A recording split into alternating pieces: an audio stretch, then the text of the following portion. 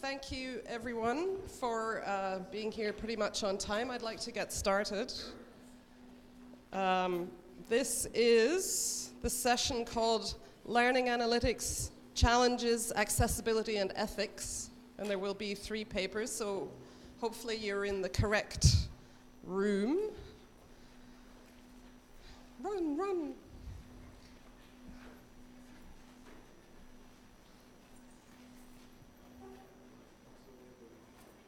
And without further ado, I'm not going to occupy the floor because you don't need to hear from me. I'd like to welcome our first 2 speakers, Hendrik Drachsler and Wolfgang Greller, who are going to talk about privacy and ethics, continuing the theme that was raised this morning.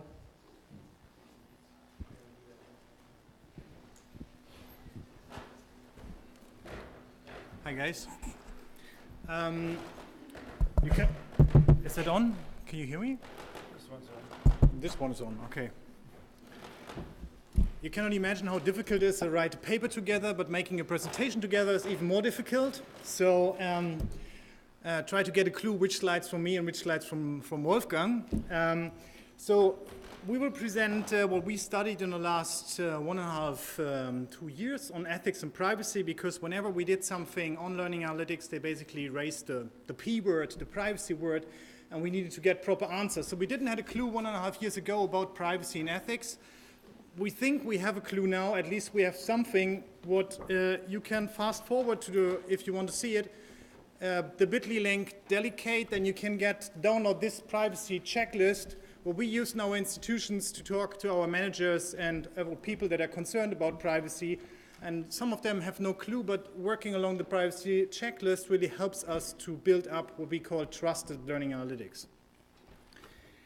There are a few sheets available, so if you want to have a printed version next to the digital one, feel free to grab one later on, or Wolfgang will spread it around. And I'm also from the LACE project. The LACE project is the Learning Analytics Community Exchange program. It has been a very successful European-funded project with a lot of, you can sign up, become an associated member, and join us in that Learning Analytics community for Europe. And the whole delegate thing has been done under this umbrella with the ethics and privacy workshops. So where does this checklist come from? It just does not come just from some initial ideas. What we did, we had 6 workshops, and the last one on Monday on ethics and privacy for learning analytics. And we did that on different occasions with really heterogeneous groups. So we had lawyers there, we had managers there, we had really diverse people there, and then we were working on the law to see how we can implement learning analytics or enable trustful learning analytics according to the law that is out there right now. So it's very sophisticated. We work closely with SURF, what is the umbrella organization of higher education in the Netherlands, where we had the first workshop 2013 in Utrecht. So I turn over to Wolfgang. Okay, good afternoon from me as well. I hope you have eaten well. I might warn you that this presentation may contain some disturbing images. We started by looking at the development of the learning analytics community and landscape, asking ourselves, what are the obstacles for implementing and institutionalizing learning analytics? And this was also part of the workshops, as you heard Hendrik say, with managers and lawyers and so on. HEIs these days, and I mean smaller and larger HEIs, and especially the smallers, are struggling with what they see when they are confronted with learning analytics. And managers get different information streams. They see on the one side promise that learning analytics offers. They also see concerns. They see potential on the one hand, but risks on the other. They obviously, as managers, they have to balance budgets and costs. So they see the benefit versus the cost. They see purpose to support students in their learning, to get better results for them. But they also see competitive pressures with peer institutions. And also private providers. So in a way they are struggling between good intentions and hesitations.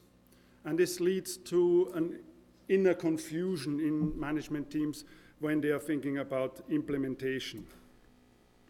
There are also, I mean, just to elaborate a bit more on this, there are some stark examples of negative imagery that is purported for learning analytic implementations.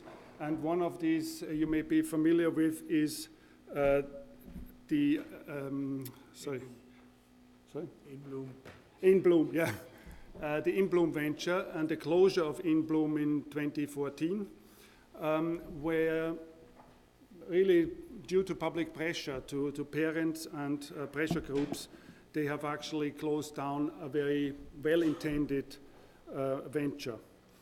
Similarly, in the Netherlands, there's another example of Snapit, a private provider that provided like 500 schools, it says here, with tablet PCs. But at the back end, they collected data about the students, primary school students, and analyzed them and played it back to the schools with kind of a prediction of what they can expect students to achieve. And this caused an outrage with the authorities then stepping in, the Dutch Data Protection Agency, and regulating that kind of adventure. It's not off the market yet, and it's not off the education system, but it's limited in its scope now. This shows us basically that ignoring the fears and the public perception of learning analytics can be dangerous and can lead to a lack of acceptance in the user base. It can lead to protests and even to entire failures of learning analytic implementations. And obviously that's not a good thing for educational managers when they try to implement and institutionalize such a thing.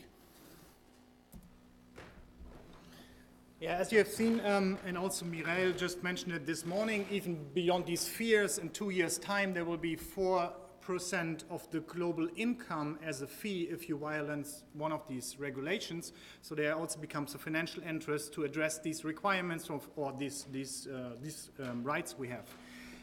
Related research work, as you can see, we just published at the Journal of Learning Analytics a guest editorial on ethics and privacy with some papers from the last ethics and privacy workshop.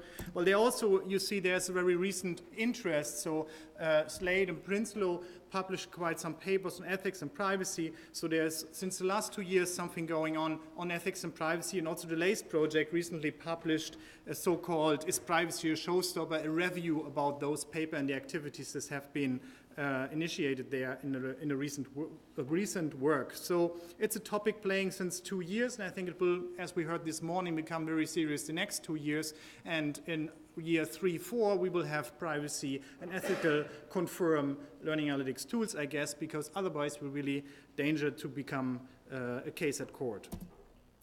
Related policies, I guess most of you know about what JISC, the great JISC work, Neil Slater is also here, that have been done. So the code of practice for learning analytics, and also what the Open University UK did by releasing a policy, how they deal and what they do with the data they collect for their students, being very explicit about that. It's very a way for showing documents here. Also, the University of Edinburgh followed that part. They addressed the code of practice and implemented an own educational policy for learning analytics with different projects. So they also take that very serious now. And I guess that's something we will see more and more coming up now.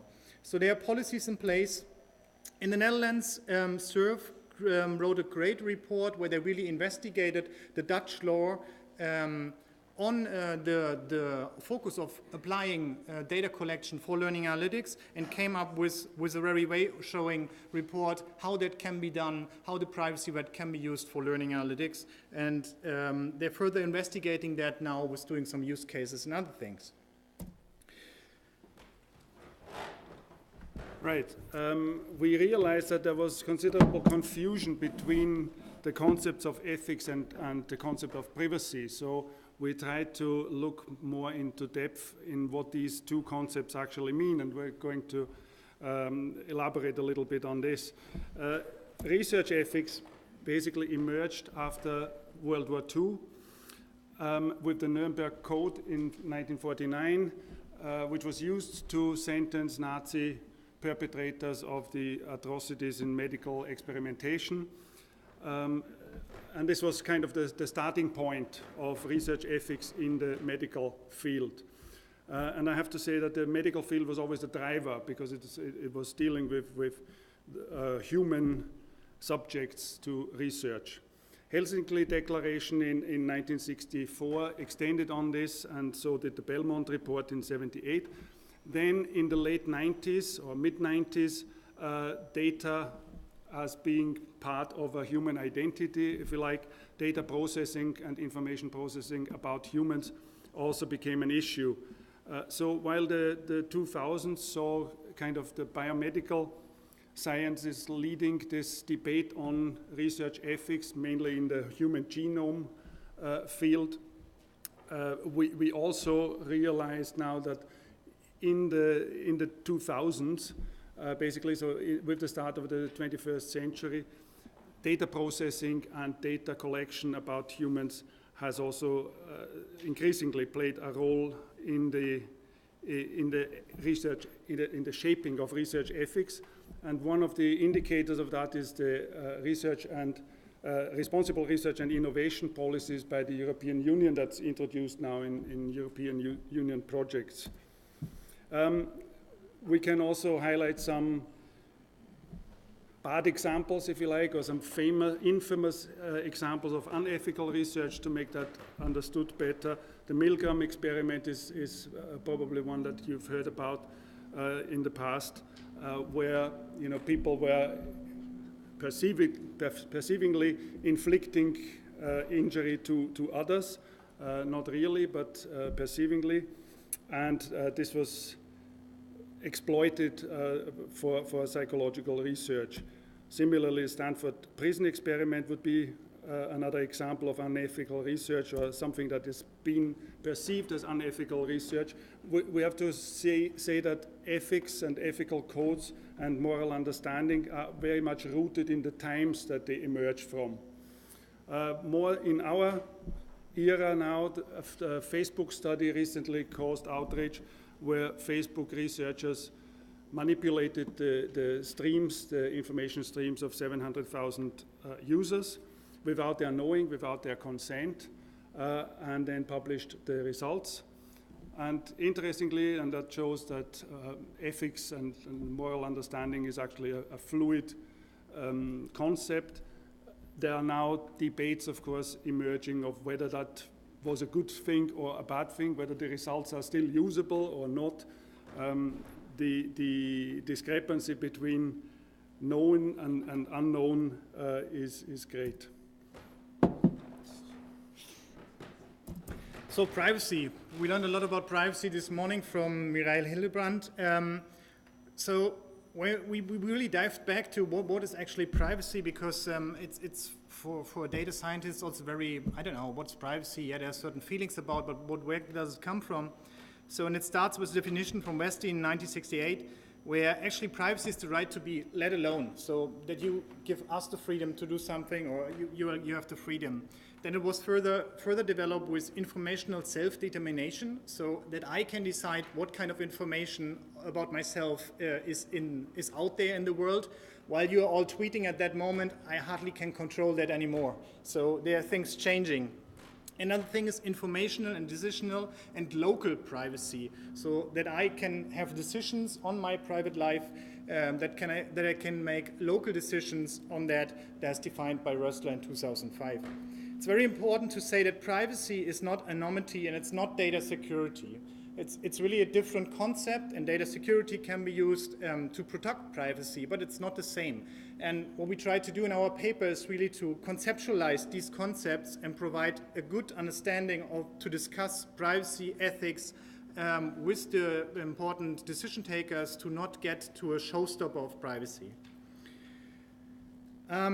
Another picture, privacy is changing over time, as I just said. What you see here is, I guess, a women doctor investigating a woman in that time, and that was the way how they did it. I'm pretty sure the investigation of women by a gynecology, or gynecologist, thank you, is different these times. But you see privacy is changing also there. So while you guys tweeting about us, and I don't have really informational control about that, so privacy is adapting to the reality, or to what you're able to do. And one important thing is also contextual integrity. So what you see here in that picture is there's this doctor investigating the women, and this information should be bound to that context. But all the big data research that we are doing, all the great examples we have out there, like the Google flu trend, that was a good example that they shut down now, is actually repurposing, taking data that was used by a different context, and then it showed some interesting patterns. So this contrast of contextual integrity, using data only for one purpose, and then using the same data to investigate something new is really a challenge of our times. And this context-bound information versus repurposing of data. And that's something education is really challenging. In the Netherlands, we are forced to give a clear purpose of what we're going to do with the data, and we are not allowed to transfer data to a different context. And that really limits what we can do in learning analytics. That's a very important point. So who are the bad guys actually here?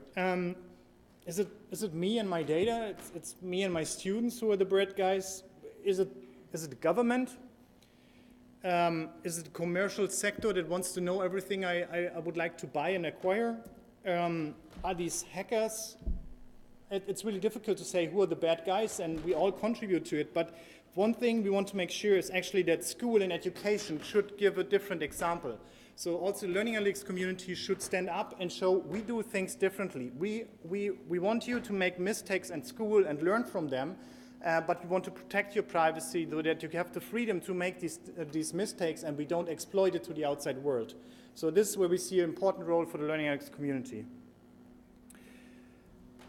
Legal frameworks, this is the current European Data Protective Directive, 9546 EC, where you basically, it's about automated processing of personal data. As Mirai Hildebrand said this morning in the keynote, there will come 2017. Actually, it will be law, the General Data Protection Regulation, that even increases this and makes really privacy rights a core requirement for learning analytics tools of the future. And it also regulates big data businesses and other things. So it's really something we have to dive into it and look to that. Modernization of European University. This is a report published in October 2014 from the European Commission, where they express what they want to see actually as a modern European university. And when you look at recommendation 14 and 15, so there should be legal frameworks allowing higher education institutes to collect and analyze learning data. An informed consent of students must be required, and the data should be used for educational purposes only. So again, the purpose should only be there. So that's what they would like us to do, or where they see the higher education future. And recommendation 15, online platforms should inform users about the privacy and data protection policy. Individuals should always have the choice to anonymize their data. And what's actually missing here, we currently have also the right, every student can step out of our analytics system, and we still need to provide them the same educational opportunities. Oh, well, we cannot, but we still need to provide them the opportunity to study. Other legal frameworks in the US, it works a bit different, but there's this prominent student privacy pledge where over 200 companies signed now, and also Google and others signed this privacy pledge to emphasize that they really want to use the data only just to personalize information, but not to, I don't know, exploit it for other purposes. It's voluntary base. And then, yeah, the big one was then 1 month ago, almost now, 6 weeks ago, where the European framework, where the European decided that the right to be forgotten will be part of that new data protection law that will come up in 2017, and that basically means a student can stand up, tell us, well, forget about the data you have about me, and we need to remove it for sure.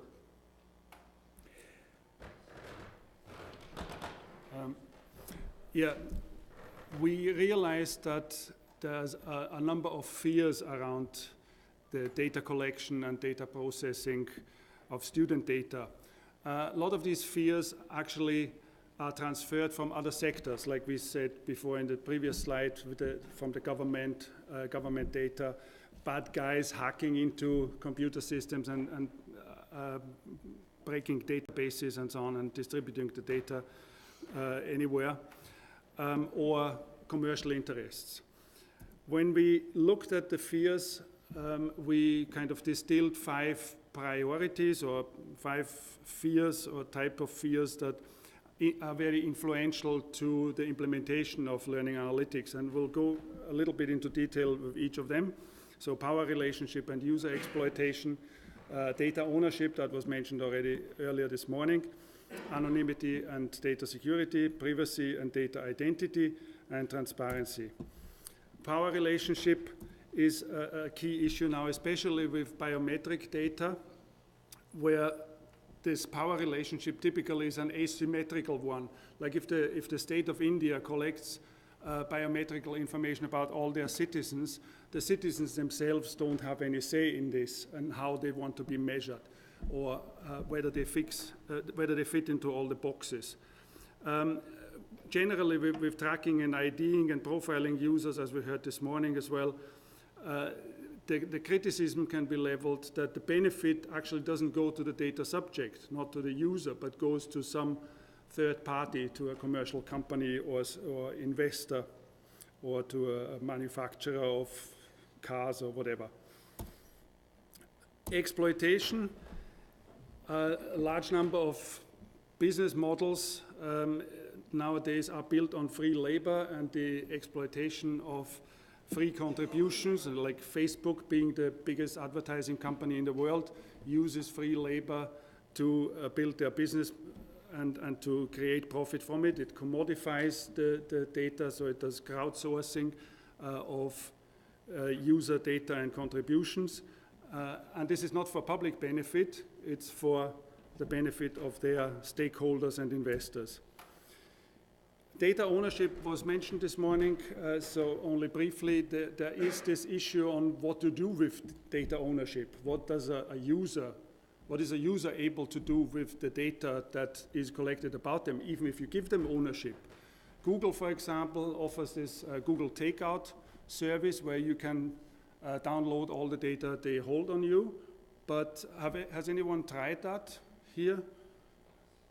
Were you able to reutilize it in another context, in another platform? Did you?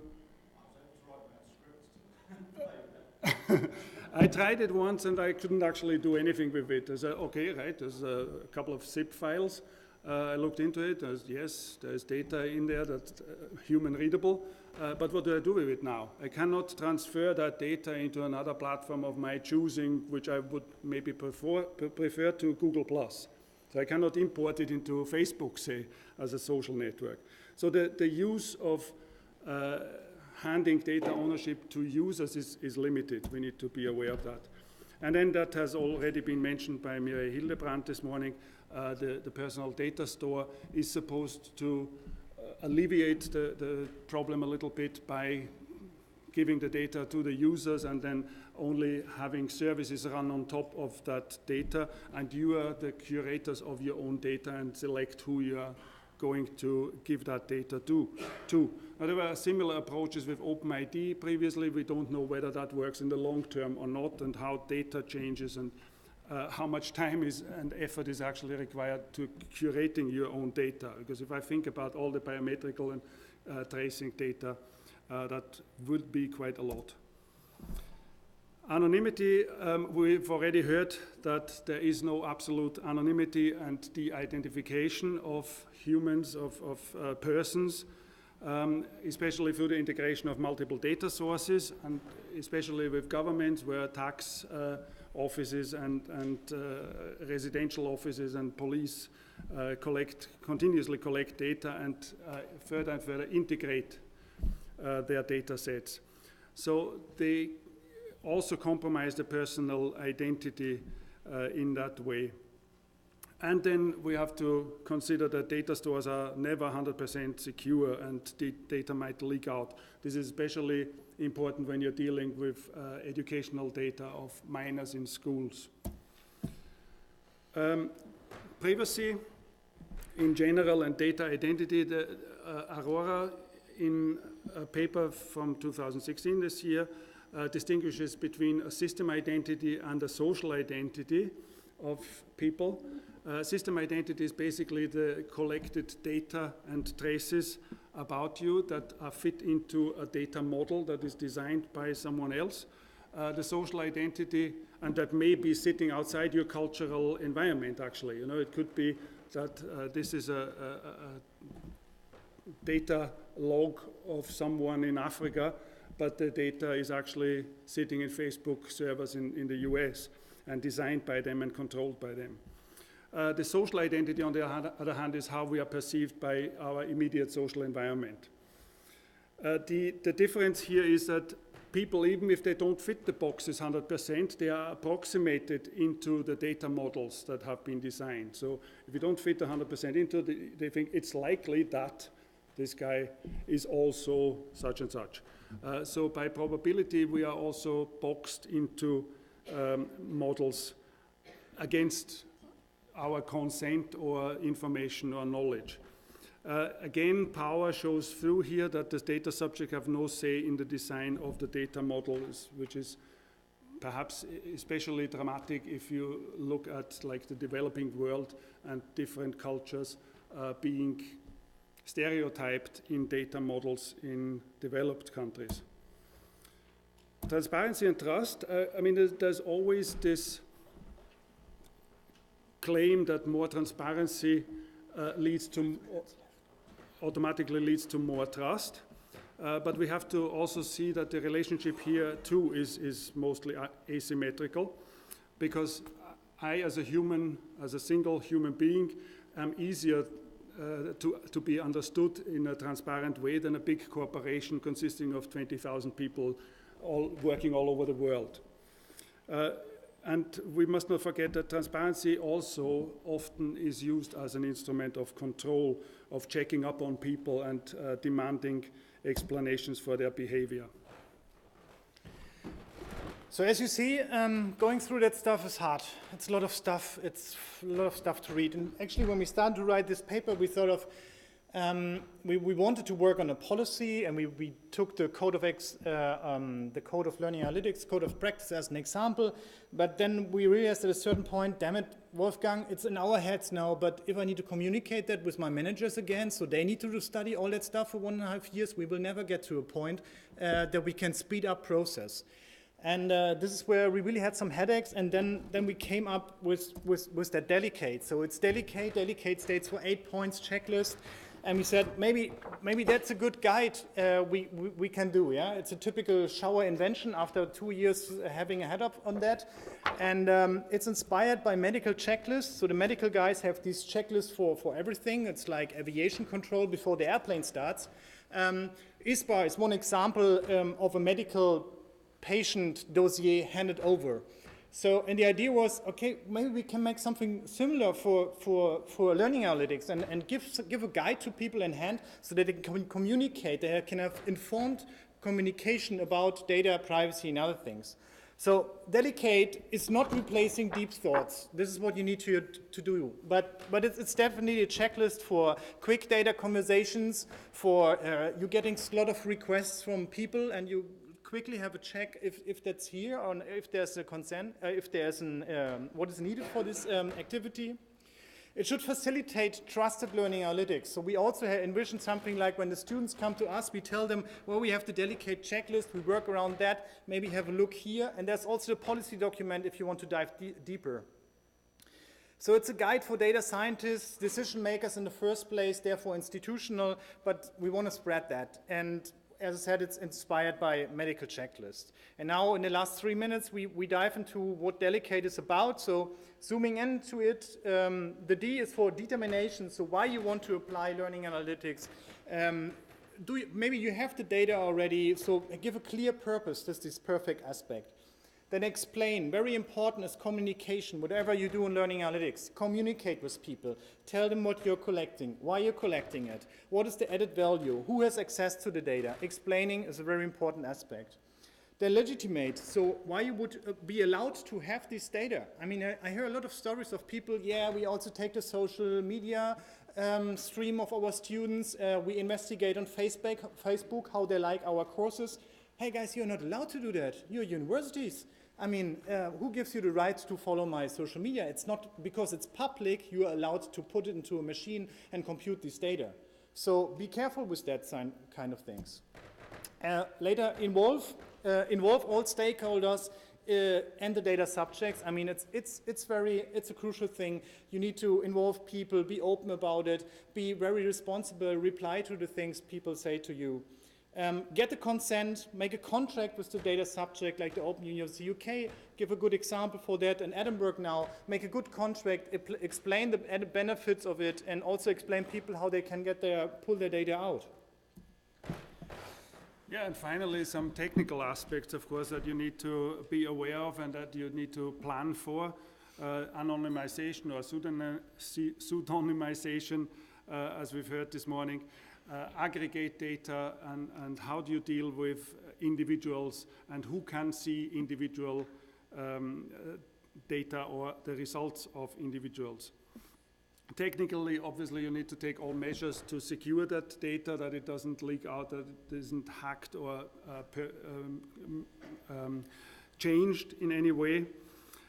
So there needs to be some kind of best effort, at least, if not 100% security guarantee.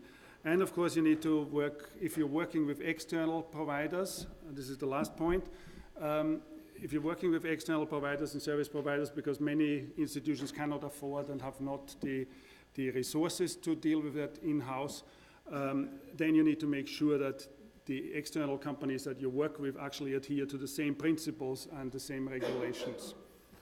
Thank you. Just one more thing. I want to. Okay, I'll just leave it up.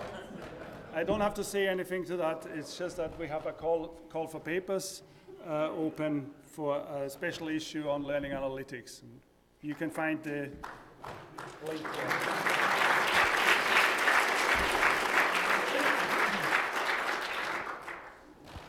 Thank you, both of you. Oh, yep, that's working. Thank you very much. Lots of meaty information in there, and we have about 5 minutes for questions.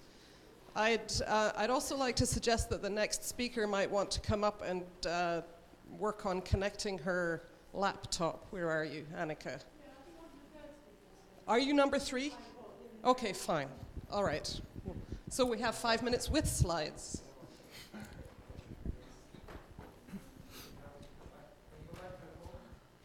Hang on. Where? To the call. To the call, sorry. Thank you very much. That was a terrifically interesting paper. I do some work with consumer advocacy, and 2 of the rights that every consumer has that I haven't heard you mention, or maybe I've missed it, and I'd really like your comments on it, is right to safety, in other words, that there is no harm being done, and the other is right to redress if there is any damage. So I'm just wondering where those 2 rights, which are sort of standard consumer rights, might fit in this area. Which country are you from? Moi, Australie. Yeah, okay. Yeah, thank you very much. Actually, we kind of included it. I think it's a very valuable thing that you mentioned, but we kind of included it in kind of mediation procedures if something goes wrong. I can't remember where it's put now, but it's probably in the paper rather than in the brief description. So you need to have an ombudsperson to address potential conflicts or discrimination claims and whatever. That's quite right. Thank you.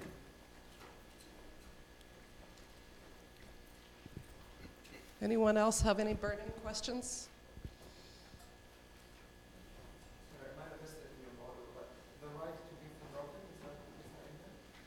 No, it's not. So we will update that, and where we say, yeah, because actually we were quite surprised. It was somewhere 0.200 something in that thing, and then it appeared to become part of it. So 1 year ago, it doesn't look like that it will end up there, but then they decided. But it's just to add it to the existing legislation. We make an update on that, right? Can I just ask you, the recommendation 14 came from the European Commission? Sorry? The recommendation 14. Yes, so Yeah. European Yeah, that's Commission. why the Yes. first sentence contradicts the It's a second European one. report Yes. on the future of universities. Yes. Yeah. When you go to the, I mean, the slides are on SlideShare. When you go to SlideShare, you can download that presentation, and then you find also the link to the report.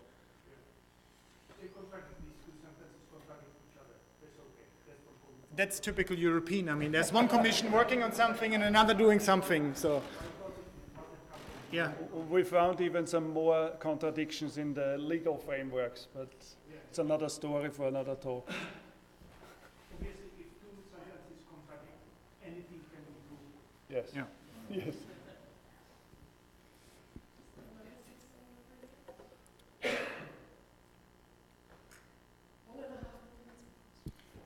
Well,